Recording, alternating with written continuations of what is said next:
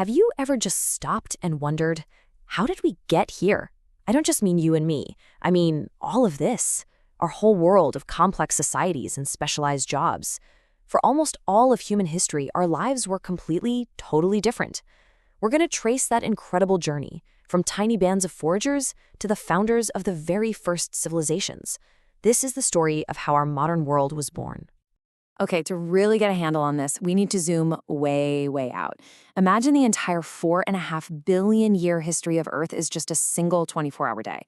Our species, Homo sapiens, we only show up in the last few seconds before midnight. And civilization, the first cities, that's just the final fraction of a second. I mean, we are just so new to this planet. And right there, that's the central mystery, isn't it? For nearly 200,000 years, our way of life was remarkably stable. Then, just a few thousand years ago, a blink of an eye, really, something happened that completely changed our path and, reshaped the entire planet. So what was that spark? To find that answer, we've got to go back to the beginning, to what some people call the long human dawn. This is the era that shaped us for pretty much our entire existence. So our story starts in Africa. The out of Africa theory, which has a ton of evidence behind it, tells us that Homo sapiens first evolved there before migrating out and spreading across the whole globe. And what that really means is that every single one of us, no matter where we're from, shares a common African ancestry. So what was life actually like for these early humans? Well, for millennia, this was our default setting. We were hunter-gatherers, which means we were completely dependent on whatever nature provided. We lived a nomadic life, constantly moving in small, tight-knit bands, using pretty simple tools, and relying on this incredibly strong group solidarity just to survive. Now, here's a really important distinction that historians make. That entire vast stretch of time, everything before written records, we call that prehistory. The era we're more familiar with, history, well, that only begins with the invention of writing. That one single technology is the dividing line. Kind of wild, right? And that brings us to the major turning point in the human story. The moment everything, and I mean everything, began to change. That spark was agriculture. It all kicked off around 10,000 years ago. Think about that. After nearly 200,000 years of doing things one way, hunting and gathering, some groups of humans started doing something radically new, and it would change our relationship with the earth forever. This dramatic shift has a name, the Neolithic Revolution. And it wasn't about politics or war, it was all about fundamentally changing how we got our food.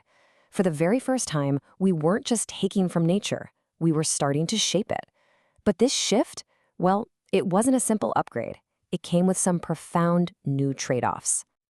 You see, farming didn't just happen in a vacuum. It brought a whole toolkit of new ideas with it. We see more advanced tools, the wheel, and, crucially, permanent houses. And that right there gave birth to the very first villages.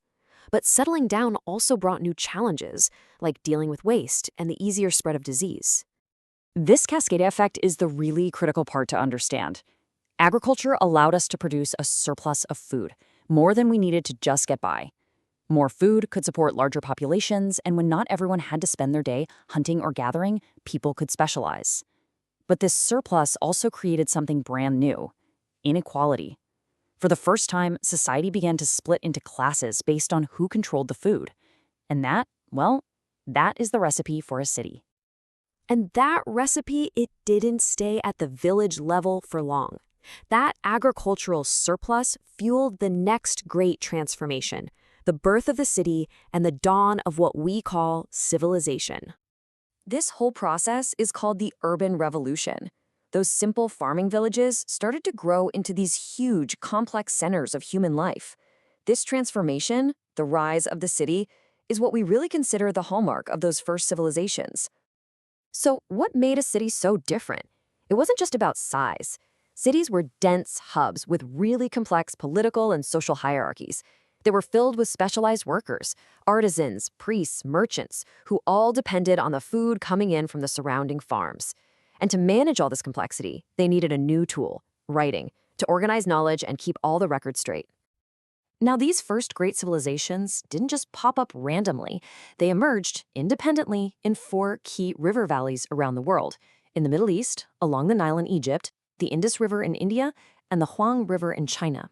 It makes sense, right? These rivers provided the water and the fertile soil needed for that all-important agricultural surplus.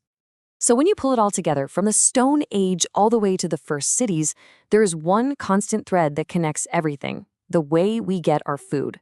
It is the absolute foundation of human society. You know, this quote from the anthropologist Konrad Kodak just hits the nail on the head. For the vast majority of our story, there was only one way of life. Foraging was the universal human experience. Everything that's come after is, at the end of the day, a pretty recent experiment. We can actually categorize almost all human societies based on this one simple principle: their food strategy. We've talked a lot about foraging, but after the Neolithic Revolution, new forms popped up. Pastoralism, which is based on herding animals, horticulture, which is like small-scale farming, large-scale agriculture, and of course, eventually, industrialism. Foraging societies, they were nomadic, always on the move. Pastoral and horticultural societies were a step up in complexity. But it was those large-scale agricultural societies, with their irrigation and defined social classes, the whole shebang, that built the great ancient civilizations. And our modern industrial society, well, that's built on factories and mass production, a world that would be just utterly alien to our ancestors. So that brings us right back to today. The way we produce and consume food has defined every single stage of the human journey. It's shaped our families, our politics, our cities, everything. Which leads to one final question for you. In an age of global supply chains, corporate agriculture, and even lab-grown meat, what is the food strategy that defines us now?